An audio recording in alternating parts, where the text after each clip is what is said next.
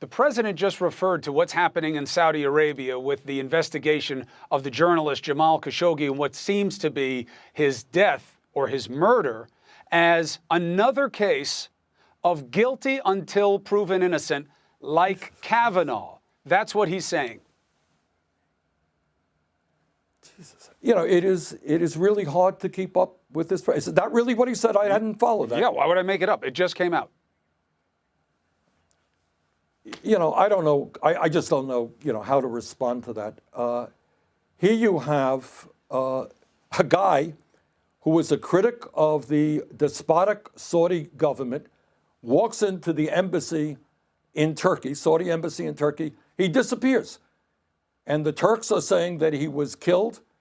Nobody has heard from him. And Trump thinks this is a false allegation. Look, what you got right now is a president who is, frankly and sadly, very, very serious, very significantly sympathetic to authoritarian type people like bin Salman in Saudi Arabia, or Putin in Russia, or Xi in China. He likes authoritarians. And I guess he is afraid of being critical to those governments. In my view, what we have got to do in response to this alleged murder, we will see what happens. Most people think it is a cold-blooded murder. In my view, we have got to end our involvement in this terrible war in Yemen right now, which is a humanitarian disaster, and which, by the way, does not have authorization from the Congress, which makes it unconstitutional. Well, the president finds you worthy of a nickname, sir. He's calling you Crazy Bernie, and that you want to not allow people to sign up for Medicare Advantage, and that you want to make the United States Venezuela. You know what the play is here. He's painting your ideas as extreme. Other than that, he thinks I'm doing a pretty good job. Is that Other it, Chris? than that, yes. Okay. Look, I mean, and I say this without any joy in my heart, really. We have a president who I think most people understand is a pathological liar. And that is, no day goes by when he's not lying about one thing or the other. And now they're lying about Medicare for all. The reality is that Medicare today is the most popular health insurance program in America. And a significant majority of the American people believe, as I do, that we should expand Medicare to cover every man, woman, and child, and not continue to be, Chris, the only major country on earth that doesn't guarantee health care to all people as a right, not a privilege. And I think what most Americans understand, that today's health care system is dysfunctional, 30 million without any insurance, even more underinsured. Thousands of people die every year because they don't get to a doctor on time. And we pay by far the highest prices in the world for prescription drugs. Now, Trump and his friends may not like it, but in my view, the goal of healthcare is not to make billions in profits for the drug companies and the insurance companies. It is to provide, in a cost-effective way, healthcare to every American. All right, one more question for you on the record about this. The suggestion that you or any of the Democrats want to cancel Medicare Advantage, want to deny the elderly from being able to sign up.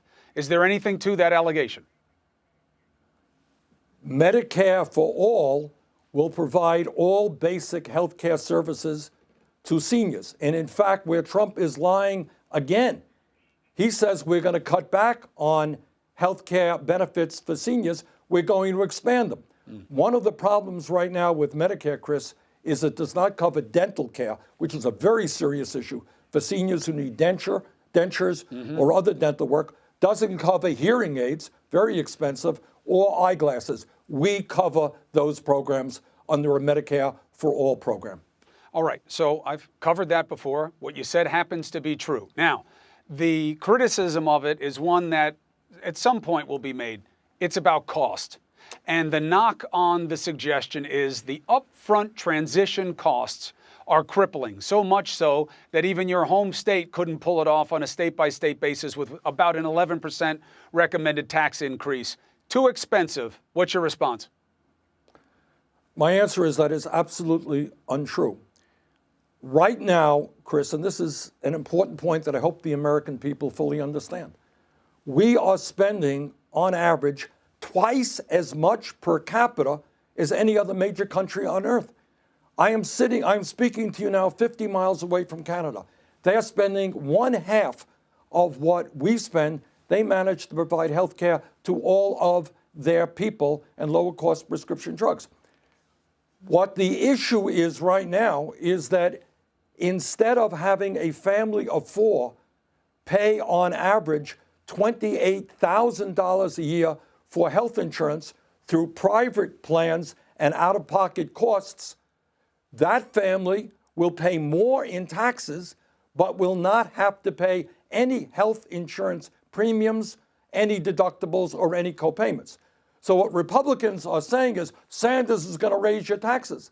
What they are forgetting to say is Sanders is going to do away with all private insurance premiums, copayments, and deductibles. And for the average family, health care will be substantially less than what they're paying today.